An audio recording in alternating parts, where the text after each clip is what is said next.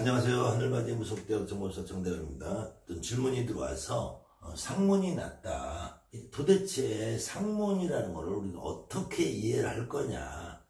보통 상문살이라고 그러죠. 상문살.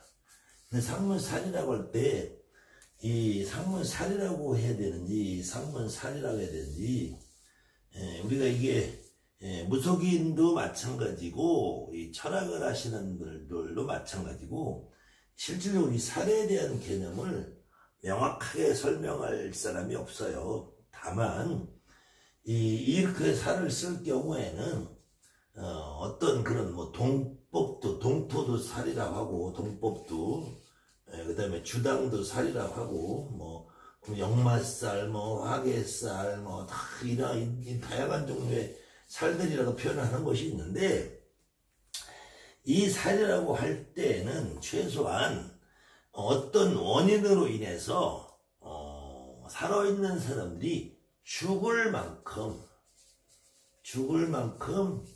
힘들어지는 상태로 이루어지는 것을 살이라고 표현해야지 맞다라고 생각을 하고요.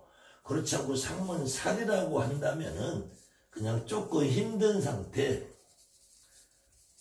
아니면은 힘든 상태가 아니라도 뭐 역마살이나 화개살 이런 거는 뭐 힘들고 안 힘들고가 문제가 아니야. 이거는 그냥 개인의 특징이야. 특징. 그 사람의 일생을 살아가고 있는 데 있을 특징이잖아. 도화살이다, 역마살이다, 화개살이다. 뭐 그렇지만 주당살이다, 동법이 나서 살이 맞았다, 뭐 이런 말들을 하면은 이것은 잘못하면 죽을 수도 있는 일이잖아요. 그래서 이 살을 구분을 해야 되는데, 이때 상문이 나면은 상문이라는 어떠한 살이 됐든 상문이라는 것이 어떤 게 있겠느냐. 상문이라는 것이 무슨 뭐 악귀가 있겠느냐, 잡귀가 있겠느냐, 아니면 악귀 잡귀도 아니 그냥 어떤 막강한 뭐 기운이 있겠느냐, 아니면 악귀가 아니라 악한 기운이 있겠느냐. 이거 역시 무속인이 아니라 철학을 하든 사주를 하든 역학을 하든 아니면 스님이 됐든 목사님이 됐든 신부님이 됐든 이거를 정확하게 이해하고 여러분들에게 설명해 줄 사람이 없다는 거예요. 이거에 대한 명확한 규정을 해놓은 책에, 서점에, 사전에도 나와 있는 것이 없고, 다만 그냥 막연하게 개념으로 살이라는 표현을 쓰는 것 뿐인데, 저는 상문이라는 것은 상문귀다. 상문귀. 그래서 이 무속인들이 쓰는 경문에는 외상문, 내상문에 따라들고 묻어든 상문귀체라고 그래요. 귀체. 상문귀체. 귀신의 어떤 모양, 형태를, 그 귀신의 형태를 슬슬이 물려줍소사, 이런 부정부리 문서가 있어요. 그것이 가장 정확하게 표현해 놓은 거라고 보고, 우리 선배 무당들은 그런 문서를 만들었을 때 상문을 살이나 살로 보지 않았고 상문을 상문귀로 봤다. 그랬을 경우에 상문이 나면은 우리 집안에서 나는 내상문이야. 내상문. 이거는 안내자를 써서 안팎할 때 아니라는 걸 쓰는 거나, 나라는 말하는 내상문이나 내 집안 상문이 결국 내상문이 되겠죠. 그 다음에는 남의 상문. 남의 상문은 바깥 상문이 외상문이라고 그래요. 그럴 때 바깥에서 나는 상문은 외상문이라고 하고, 결국은 우리 가족, 나와 부모, 형제, 자매, 동기, 일친, 이렇게 가족이 죽은 집안 상문과 밖에서 붙은 남의 상문이 있을 수, 두 가지로 구분을 할 수 있겠죠. 어느 사람이나 우리 가족에 의해서 일어난 상문과 남의 가족에 일어난 상문이 있을 때, 다만 남의 상문을 어디까지로 볼 거냐, 사촌, 오촌, 육촌, 사촌, 육촌, 팔촌까지도 집안 상문, 가족 상문으로 볼 거냐, 아니면 완벽하게 일가 친척을 벗어난 친구, 동료, 이웃, 이런 정도를 남의 상문으로 볼 거냐. 이 개념이 어디까지를 안으로 볼 거냐 어디까지를 밖으로 볼 거냐겠지만 그래도 기준을 삼는다면 우리가 일가친척 중에서 가까운 사촌, 육촌 정도까지는 내상문으로 본다. 8촌이 넘어가면은 그때부터는 외상문으로 보는데 이것도 명확한 규정은 아니라는 것이고요. 나와 얼마만큼의 친밀도가 있느냐에 따라서 남의 상문도 바깥에서 따른 친구나 동료나 이웃도 나와 얼마만큼 가깝게 지내면서 유대관계를 형성했느냐에 따라서 내상문으로 바뀔 수 있고 외상문으로 바뀔 수도 있다는 거예요. 그럴 때 이 상문에 움직이는 귀신이 돌아가신 망자 이 자체가 움직일 거냐, 이 돌아가신 망자라는 이 양반을 위시로 해서 그동안 우리 집에서 누대로 돌아가셨던 분들이 과거에 돌아가신 우리 조상님들이 움직여서 상문을 일으킬 거냐, 그래서 어떤 부분을 나에게 상문을 일으키는 상문 귀로 볼 거냐, 그랬을 때 이 상문을 대처하는 방식에서도 귀신을 대처하는 방식에서도 때려서 쫓는다는 사람이 있어요. 그 다음에 대접해서 보내드린다고 하는데 저는 쫓는 것도 불가능하고 보내는 것도 불가능하다라고 저는 감히 말씀을 드리는데 귀신이라는 존재는 특히 다른 직업을 가지신 분들은 이걸 이해를 못할 수도 있어요. 근데 무당이라는 사람들은 제 말을 여러분들 중에 제 강의를 보시는 진짜 무당이 있다든지 스스로 어떤 귀신의 존재, 내 조상님의 존재를 느끼시는 분들은 제 말을 명확하게 공감을 하실 텐데요. 귀신은 절대로 오지도 가지도 않고 항상 늘상 나와 함께 있다. 특히 무당이라는 존재들은 나와 함께 항상 살고 있다. 그 다음에는 이 일반인들도 귀신이라는 존재는 결국 조상님이잖아요. 조상님. 이 귀신이라는 조상님은 나보다 어른일 수도 있고 나보다 아랫사람일 수도 있어요. 근데 어쨌든 내 동생이 아니면 내 나이가 드신 분들은 내 아들, 딸도 누가 돌아가신 분들이 있을 수 있기 때문에 나의 가족이 반드시 나보다 더 어른이 아니라도 우리가 그분들을 이름하여 돌아가신 분들은 조상이라는 표현을 쓰잖아요. 그랬을 때 이 귀신은 늘상 여러분들이 항상 접하고 있는 손님과 항상 같이 있는 존재다. 이거는 여러분들이 어떠한 손님이 왔을 때 우리 같은 무당들은 그 손님이 오면은 그 손님과 같이 움직이는 귀신을 느낀단 말이에요. 그렇기 때문에 여러분들이 흔히 말하는 조상점을 볼 수 있는 거예요. 조상점. 그 다음에 물론 이 조상점만 보는 것이 아니고 굿이나 고사 치성을 할 때에도 그 귀신들이 온단 말이에요. 오는데 물론 그 굿판에 제갓집이 참석을 안 해도 귀신이 오기는 와요. 귀신이 굿사역을 차려면 오기는 오지만 그 제갓집이 왔을 때 귀신이 훨씬 더 잘 온단 말이야. 그랬을 때 이 손님이 점을 보러 올 때는 사실은 손님은 귀신을 풀어달라고 하는 건 아니야. 이 손님들은 자기들이 잘 먹고 잘 살고 하기 위해서 지금 어려운 문제, 당장 지금 현재 당면한 문제를 해결해달라고 하는 거지 귀신 풀어달라고 하는 게 아니에요.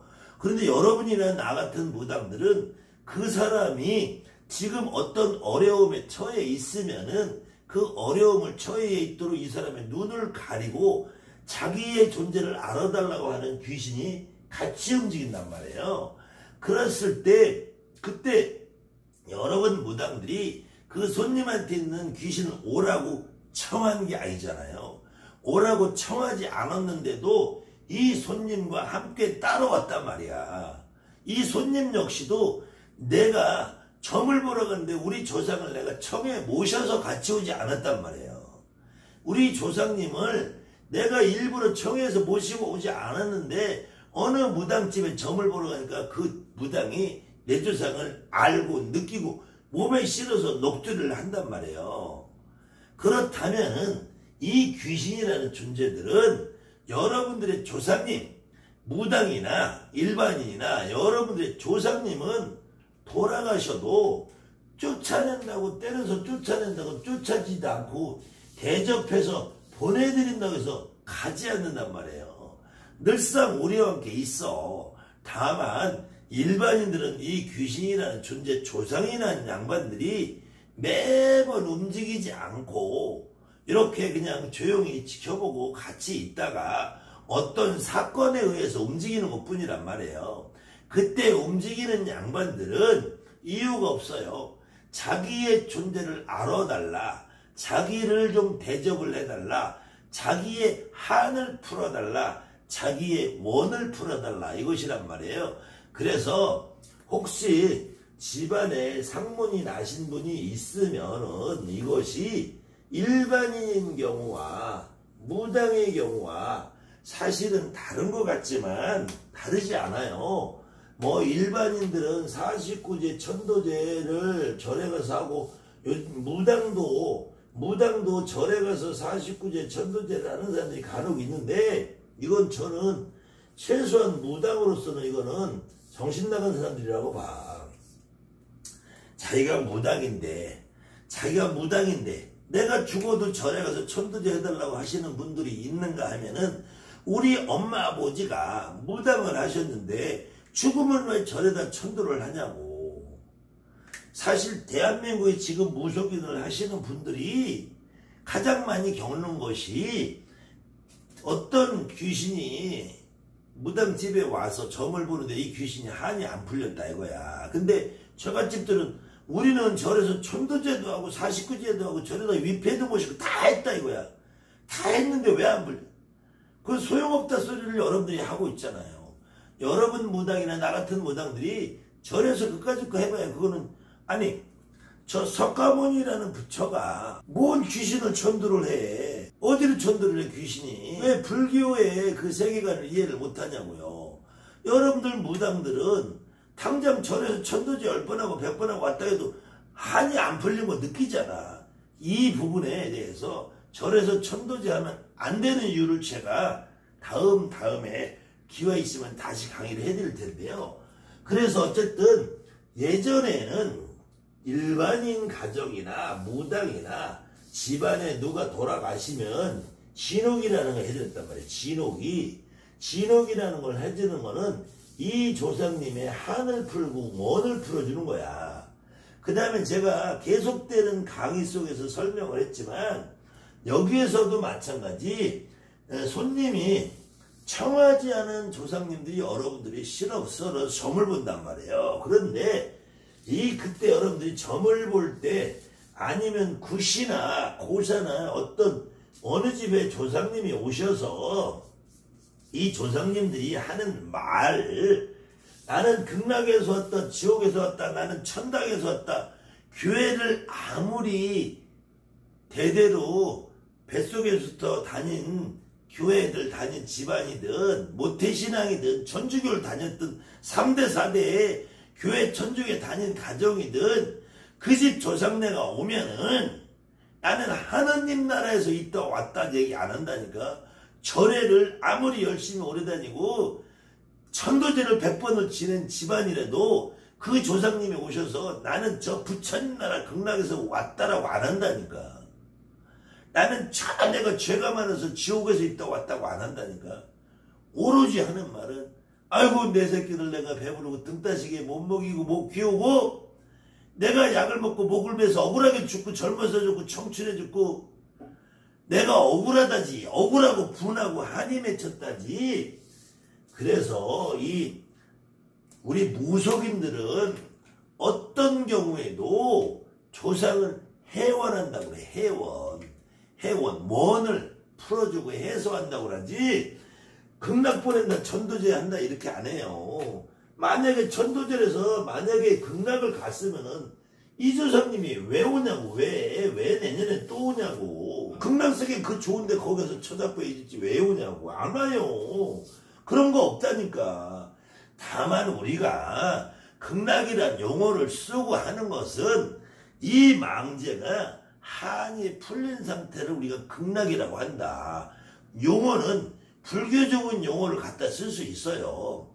여러분이나 나나 이것을 검정붓이라고 안 하잖아요. 이거는 보드마크 펜이라잖아요. 이렇게 용어를 서양 용어를 쓸 수 있어. 제가 지금 입고 있는 이 옷은 제가 굿할 때 있는 한복과 다른 이거는 양복이잖아요. 서양 옷이잖아. 그렇다고 제가 서양 사람이 되는 건 아니잖아요. 불교적인 용어나 불교적인 격식의 형식절차를 조금 우리가 차용해서 사용한다고 해도 그것이 불교의 중이나 스님들이 하는 행위랑 같지는 않단 말이에요. 여러분이나 나는 그 행위의 절차를 조금 빌려서 차용을 하는 것 뿐이지, 내가 여러분한테 설명을 할 때에도 여러분들이 설명을 알아듣기 쉽게 하기 위해서 내가 영어도 썼다, 중국어도 썼다, 한문도 썼다 하는 것 뿐이지, 그렇다고 해서 내가 하는 말이 여러분들에게 외국말을 가리키는 건 아니잖아. 여러분들은 저는 한국말을 전달하는 거예요. 여러분들은 저는 한국인으로서 한국 무당으로서 제 생각을 전달하는 거지, 영어로 어떤 샤머니의 생각을 하는 것도 아니고 기독교의 생각을 하는 것도 아니란 말이야. 이 생각이 이 극락세계가 있다 없다라고 하는 것이 한이 풀렸느냐 안 풀렸느냐란 말이에요. 이런 데서 출발을 하니까 우리 무속인 여러분들도 집안에 조상이 나고 상문이 나면은 이 조상님이 5년 안에 못 들어온다, 10년 안에 못 들어온다, 돌을 못 닦아서 못 들어온다, 공부가 부족해서 못 들어온다, 극락세계를 못 가서 못 들어온다, 이런 정말로 개소리를 한단 말이에요. 이게 정말로 쓰레기 같은 말들을 한단 말이에요. 이 무당은 우리 조상님이 어제 죽어도 여러분들과 가까운 내 상문에, 집안 상문에 당장 아버지 엄마가 돌아가셔봐.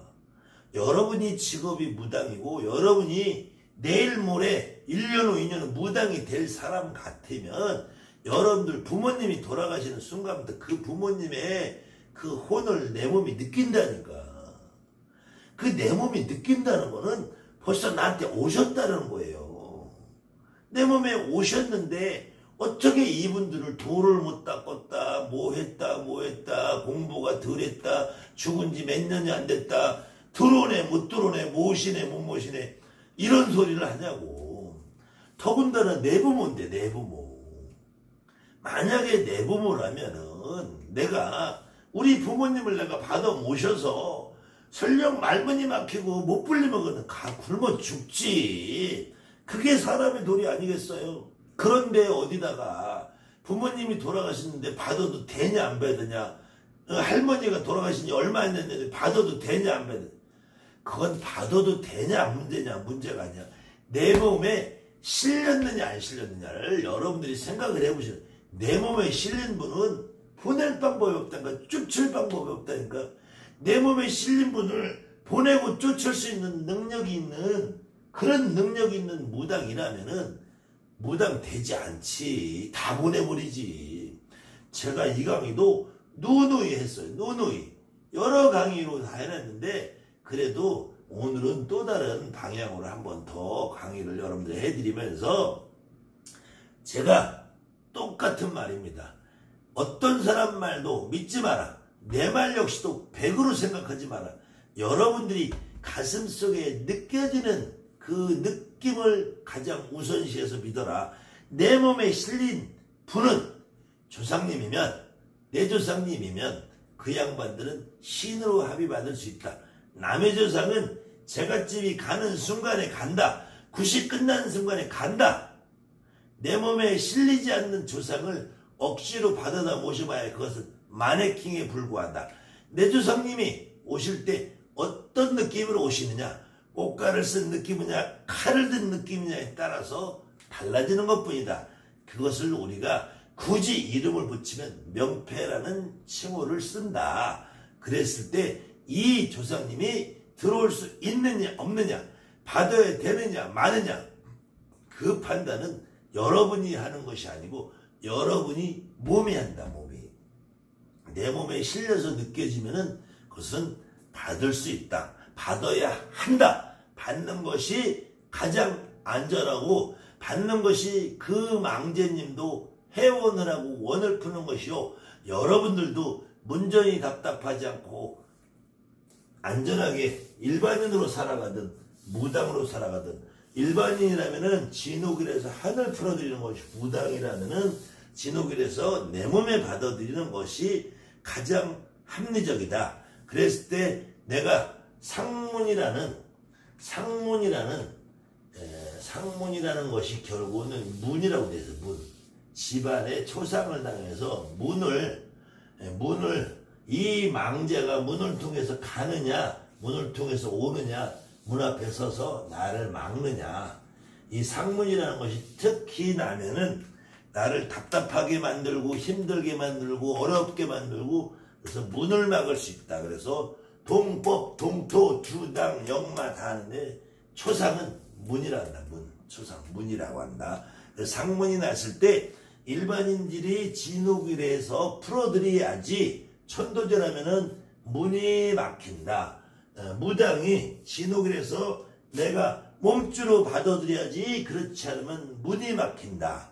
문을 막히지 않게 하는 방법은 내상문이냐 외상문이냐, 내 집안 상문이냐 바깥 상문이냐의 결과에 따라서 풀어서 해원을 할 것이냐, 풀어서 내 몸에 받아들일 것이냐, 받아들이냐 안 받아들이냐 역시도 내 의지가 아니라, 내 머릿속 생각이 아니라, 여러분들 주변에 있는 선생님의 어떤 개소리가 아니라 내 몸에 반응을 하고 내 몸에 실리는 상태를 여러분들이 느꼈을 때 받아야 된다는 것입니다. 아무튼 오늘은 상문에 대한 강의를 잠깐 했습니다. 계속 옥추보경 강의와 태열경 강의를 이어가면서 이렇게 여러분들 궁금증 계속 해소하는 강의를 이어가겠습니다. 감사합니다. 하늘마님 쓸때 정보서 정대합니다.